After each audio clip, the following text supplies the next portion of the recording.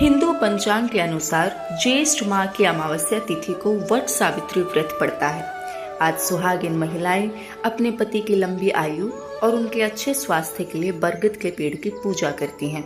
इसके साथ ही वट वृक्ष से कामना करती हैं कि उनके पति के साथ साथ उन्हें उनकी संतान का सुख भी प्राप्त हो।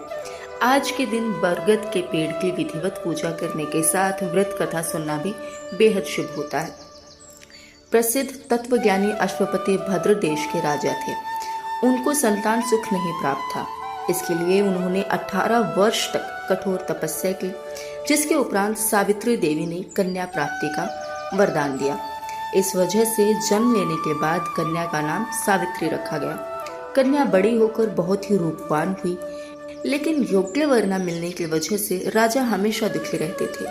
इसलिए राजा ने कन्या को खुद वर खोजने के लिए भेजा।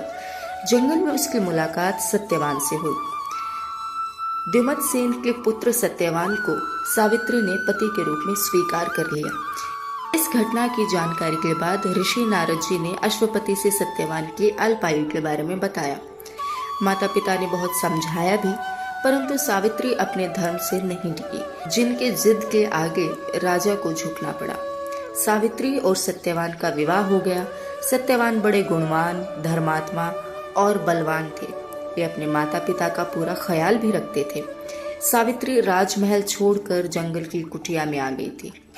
उन्होंने वस्त्राभूषणों का त्याग भी कर दिया और अपने अंधे सास ससुर की वो सेवा करने लगी। सत्यवान अल्पायु हैं और इस बात का डर सावित्री के हृदय में निरंतर खटकता रहता। जब सत्यवान की आयु पूरी होने को आई, तब सावित्री ने विचार किया कि अब मेरे पति की मृत्यु का समय निकट आ गया है। ये सोचकर वो भी सत्यवान के साथ काष्ठ लेने जंगल जाने लगे। एक दिन सत्यवान को लकड़ियां काटते समय मस्तक में महान वेदना उत्पन्न हुई और उन्होंने सावित्री से कहा, प्रिय, मेरे सिर में बहुत व्यथा है, इसीलिए थोड़ी देर विश्राम करना चाहता हूँ। सावित्री अपने पति के सिर को अपनी गोद में लेकर बैठ गई। उसी समय भैंसे पर सवार होकर यमराज सत्यवान के प्राण लेने आए। सावित्री ने उन्हें पहचाना और उनसे कहा, आप मेरे पति के प्राण ना लें। लेकिन यमराज नहीं माने और उन्होंने सत्यवान के शरीर से प्राण खींच लिए। सत्यवान के प्राणों को लेकर वे अपने लोक को चल पड़े। सावित्री भी उनके पीछे चल दी। बहुत दूर जाकर यमराज ने सावित्री से कहा, पतिव्रते, अब तुम लौट जाओ। इस मार्ग में इतनी दूर कोई नहीं आ सकता। सावित्री ने कहा, महाराज, पति के साथ आते हुए ना तो मुझे कोई गलानी हो रही है और ना ही कोई श्रम हो रहा है। मैं सुख पूर्वक चल रही हूँ।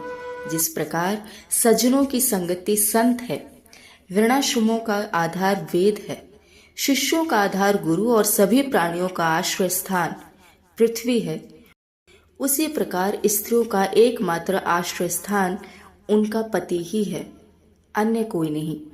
सावित्री के पति धर्म से प्रसन्न होकर यमराज ने वर रूप में अंधे सास ससुर को आंखें दी और सावित्री को 100 पुत्र होने का आशीर्वाद दिया एवं सत्यवान के प्राणों को लौटा दिया। इस प्रकार सावित्री ने अपने सतीत्व के बल पर अपने पति को मृत्यु के मुख से